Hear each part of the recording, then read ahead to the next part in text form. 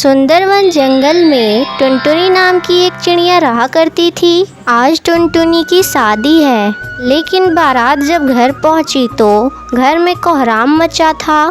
किसी ने कहा कि टुनटुनी भाग गई है। काफी समय के बाद बारात वापस लौट गई।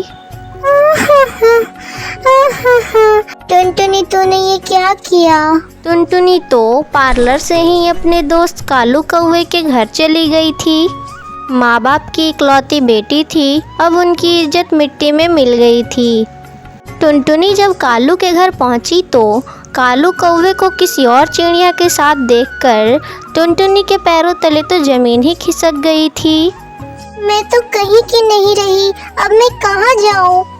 मुझसे शादी का वादा किया और यहाँ दूसरी चिड़िया के साथ रंगरलियाँ बना रहे हो। मैं सारे गहने जेवरों के साथ इसके साथ शादी के सपने देख रही थी।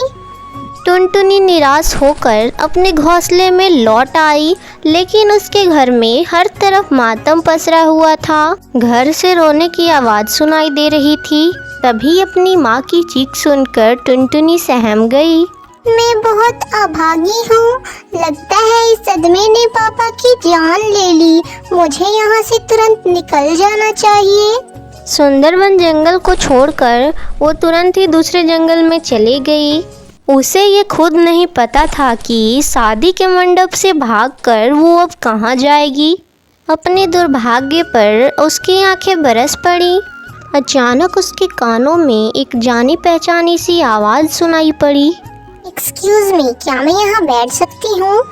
अरे भूरी तुम, अरे टुनटुनी तुम कहाँ जा रही हो? और इतनी सजी सवरी और बाकी घर वाले कहाँ हैं?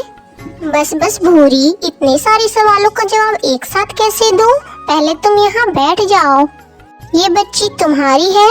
बहुत प्यारी है, पर ये इतनी कमजोर क्यों है? हाँ, ये मेरी ही बच्ची है गुड़िया। इसी के इलाज के लिए जा रही हूँ। इसके दिल में छेद है, इसीलिए इसका ऑपरेशन करवाना है।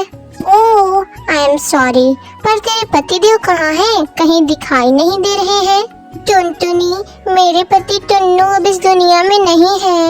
हम दोनों ने माता पिता के खिलाफ जाकर कोर्ट मैरिज की थी, इसलिए ना वो कभी हमें आशीर्वाद देने आए और ना ही हम उनके पास गए। ओहो, ये तो बहुत दुख की बात है। वैसे तुम बताओ कहाँ जा रही हो? टुनटुनी भूरी को सब कुछ बता देती है। अच्छा, तू रो मत, तुम मेरे साथ ही चलो। मेरे ससुर जी बहुत ही रईस कौवा है। उनका बहुत सारा कारखाना है, कहीं न कहीं तो तुम्हें काम मिल ही जाएगा। ओह थैंक्स भूरी, मैंने MBA किया है। मैं अपनी मर्जी से शादी करना चाहती थी और मैंने मम्मी पापा को बहुत समझाया, लेकिन उन्होंने मेरी एक न मानी। इसीलिए मुझे शादी के दिन ही घर से भागना पड़ा, पर शायद वो सही थे। टुनटुनी के आंखों से आंसू गिरने लगे थे। टुनटुनी, रोना बंद करो। मैं भी पहली बार ही अपने ससुराल जा रही हूँ। जब मेरे ससुर ने टुन्नू के मरने की खबर सुनी तो उनका गुस्सा शांत हो गया और उन्होंने मुझे खुद घर बुला लिया। दोनों को बातें करते करते पता ही नहीं चला कि कब शाम ढल गई। तभी अचानक से एक तूफान आ गया और चारों तरफ अफरा तफरी मच गई। तभी तेज तूफान से एक डाली टूटकर आई और भूरी के सर पर लगी। अब भूरी का सर खून से लथपथ हो चुका था। टुनटुनी, मेरी मदद कर दो। अब शायद मैं मौत और जिंदगी के बीच झूल रही हूँ।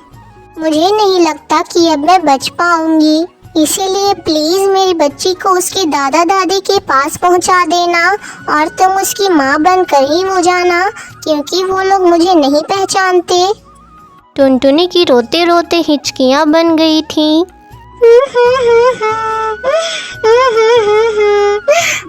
हे भगवान, अब मैं क्या करूं? भूरी को यहाँ अकेला छोड़कर कैसे जाऊं? टुनटुनी ने भूरी की बच्ची को अपने कंधे पर रखा और भूरी के बताए हुए पते पे निकल पड़ी।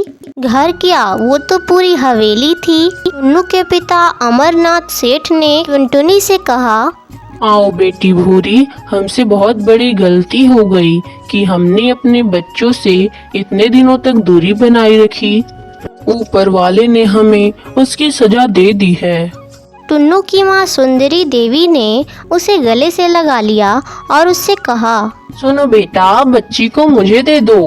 अरे राधा, भाभी का सामान टुन्नू के कमरे में रखवा दो, भाभी को उनके कमरे में ले जाओ।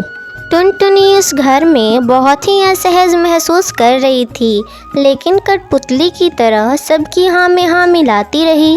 कमरे में जाकर वो टुन्नू की तस्वीर के सामने खड़ी होकर जाकर रोने लगी।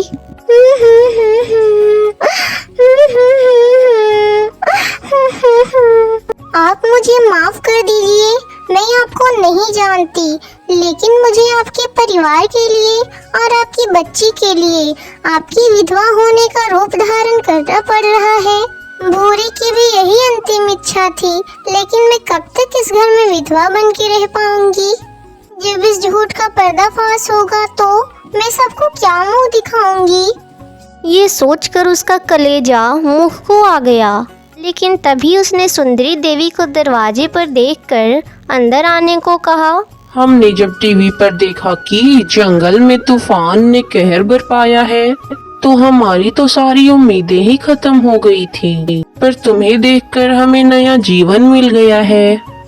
चलो खाना खाकर आराम कर लो, सुबह डॉक्टर के पास भी तो जाना है ना, गुड़िया को दिखाने। जी माँ जी। टुनटुनी को वहाँ रहते 1 साल हो गया था। अब समय हो गया है कि मैं इन्हें सब कुछ जाकर बता दूं। किसी इंसान को कब तक धोखे में रख सकती हूँ मैं? ये सोचकर वो अपनी सास के कमरे की तरफ उड़ गई, लेकिन तभी उसकी सास की आवाज़ उसके कानों में पड़ी। मैं इतनी बड़ी बात कैसे कह सकती हूँ? अगर वो नहीं मानी तो एक बार कहकर तो देखो, हम उसकी मर्जी के बिना कुछ नहीं कर सकते। देव कबूतर ने खुद मेरे सामने उसके साथ शादी का प्रस्ताव रखा है। टुनटुनी ने जब ये सुना तो उसकी आंखों में आंसू आ गए। वो तुरंत उनके कमरे में चली गई।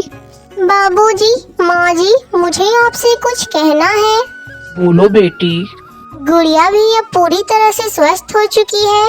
अब मैं आपको धोखा नहीं देना चाहती, पर क्या? बोलो। इसके बाद टुनटुनी ने उनको सारी बातें बता दी। सारी बातें सुनने के बाद, टुनटुनी बेटा, तुमने हमारा साथ तब दिया जब हम पूरी तरह से बेसहारा हो चुके थे।